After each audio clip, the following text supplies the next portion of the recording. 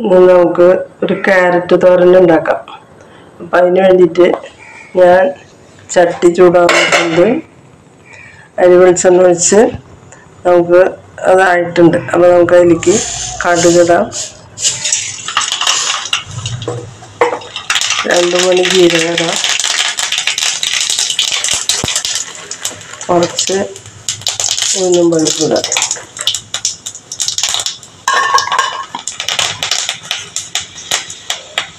അതായി വന്നപ്പോൾ ഞാൻ ഇതിലേക്ക് സബോള ഇടണം.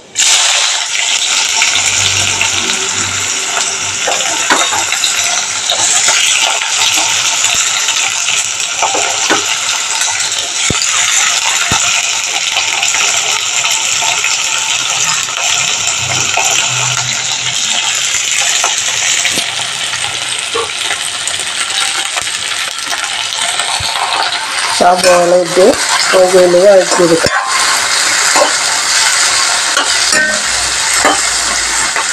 നമുക്ക് ആവശ്യത്തിനുള്ള ഉപ്പിട്ട് കൊടുക്കാം.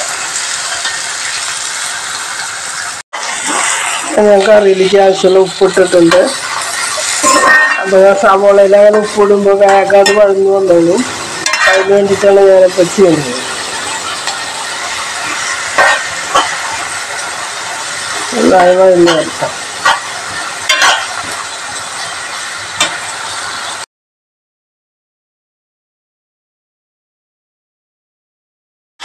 സബോളായി വന്നപ്പോൾ എനിക്ക് 2 പച്ചമുളക് കീറിയിട്ടു.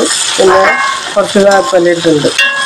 അപ്പോൾ സബോള ഒരു നന്നായി വഴഞ്ഞു വന്നുണ്ട്. അപ്പോൾ നമുക്ക് ഇതിലേക്ക് പൊടിയിടാം. പൊടിയാകെ ഇത്രയല്ലേ ഉള്ളൂ. ഒരു 1/2 ടീസ്പൂണ് മുളക് പൊടി, ഒരു 1/4 ടീസ്പൂണ് മഞ്ഞൾപ്പൊടി. എന്നിട്ട് നമുക്കത് പച്ചമണം പോണ വരെ ഇളക്കിയെടുക്കാം. അതിനുശേഷം ഒട്ടും വെള്ളമില്ലാതെ നമുക്ക് ക്യാരറ്റ് അപ്പോൾ പച്ചമുളക് പോയപ്പോൾ ഞാനിപ്പോൾ അതിൽ ക്യാരറ്റ് ഇട്ടുണ്ട്. ഇത് നന്നായി ഇളക്കി കൊടുത്ത് ചെറുതീയിലിട്ട് വേവിക്കണം. ഒട്ടും വെള്ളം ചേർക്കരുത്. ആവിയിലാണ് ഇത് വേകേണ്ടത്. ഇതിലത്തെ വൈറ്റമിൻ സി ഒക്കെ നന്നായി നമ്മുടെ കുട്ടികൾക്ക് കിട്ടണം. അപ്പോൾ വെള്ളം ഒഴിച്ച് കഴിഞ്ഞാലൊക്കെ വേവിച്ച് കഴിഞ്ഞാൽ അങ്ങനെ നഷ്ടപ്പെടും. അപ്പോൾ ആവിയിൽ കിടന്ന് അതിൻ്റെ വൈറ്റമിൻസ് ഒന്നും നഷ്ടപ്പെടാതെ ഉണ്ടാക്കാം. നമ്മൾ കുട്ടികൾക്ക് ഇടയ്ക്കിടയ്ക്ക് ഇങ്ങനെ ഉണ്ടാക്കി കൊടുക്കുക.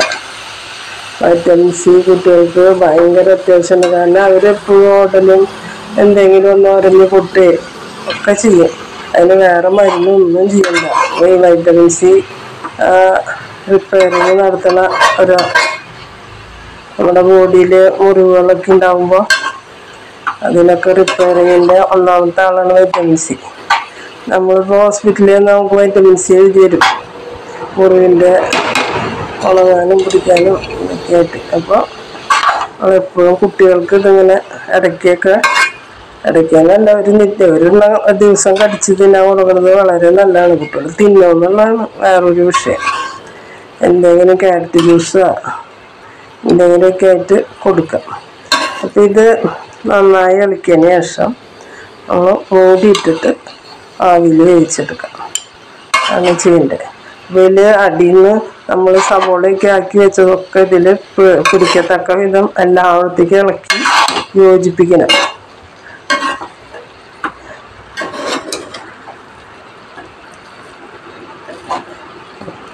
അല്ലെങ്കിൽ അടിയിൽ കിടന്ന് അത് കരിയും, ഇതിലേക്കൊന്നും എത്തൂല.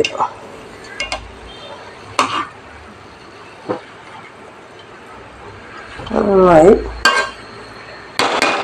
ഇളക്കിയിട്ടുണ്ട്. ഞാൻ ഇത് യോജിപ്പിച്ച് ചെറുതീയിലിട്ടിട്ട് വേണം അത് വേവിക്കാൻ. കാരണം അടി കരിഞ്ഞു പോകും. നമ്മൾ ഒട്ടും ഇല്ല കിടന്ന് ആവിയിൽ വേവട്ടെ.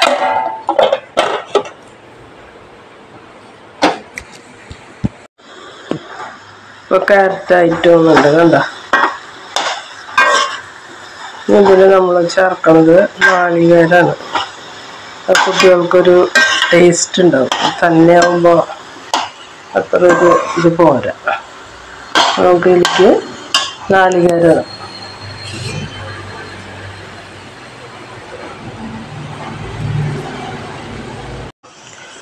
നാളികേരം ചേർത്ത് ഇളക്കി വെക്കുക. സമയത്ത് നമുക്ക് ഉപ്പ് പാകമാണോ എന്നൊക്കെ നോക്കാട്ടെ. ഇതിൽ ഉപ്പ് പാകമാണ്. ഞാൻ സബോള ഇടുമ്പോൾ സബോള വേഗം വഴന്നു വരാൻ വേണ്ടി ഉപ്പിട്ടപ്പോൾ അത് ഞാൻ ശരിക്കും കറിയിലേക്ക് വേണ്ട ഉപ്പിട്ടു. അപ്പോൾ അത് നോക്കിയിടാം.